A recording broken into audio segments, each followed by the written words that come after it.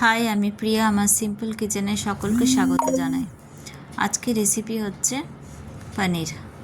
অনেকে অনেকভাবে পনির রান্না করে, কিন্তু এইভাবে পনির করবেন। ছোট ছোট করে পনির কেটে নেবেন।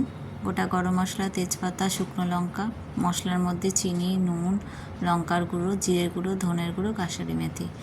এছাড়া টক দই ফেটিয়ে নেবেন, কাজু আর পোস্ত আর টমেটো। এরপরে টমেটো, আদা ও পোস্ত ও আর হচ্ছে আপনার যেটা কাজু ছিল সেটাকে ভালো করে মিক্সিতে পেস্ট করে নেবেন। এরপরে কড়াই বসিয়ে দেবেন, তেলটা গরম করতে দেবেন, সাদা তেল দিয়ে রান্না করবেন। ফোড়ন দিয়ে দেবেন, তেজপাতা, শুকনো লঙ্কা আর হচ্ছে গোটা গরম মশলা।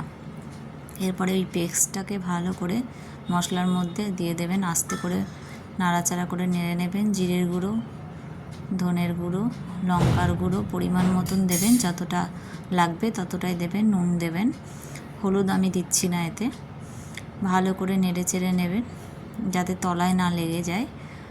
লো আঁচ করে করবেন। আপনারা যদি মনে করেন পনিরটা আলাদাভাবে ভেজে নিতে পারেন, আমি পনির ভাজিনি। টক দইটা ভালো করে ফেটিয়ে লো আঁচ করে দিয়ে দেবেন, নাহলে ফেটে যায়।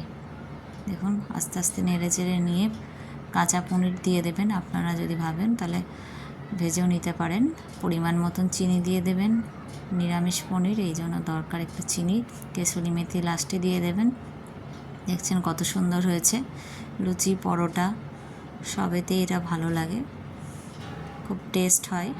একবার করে দেখবেন বাড়িতে, সবারই ভালো লাগবে, যেহেতু ঝাল মিষ্টি সব রকমই আছে। আমার চ্যানেল আপনাদের ভালো লাগলে অবশ্যই সাবস্ক্রাইব করবেন আমাকে।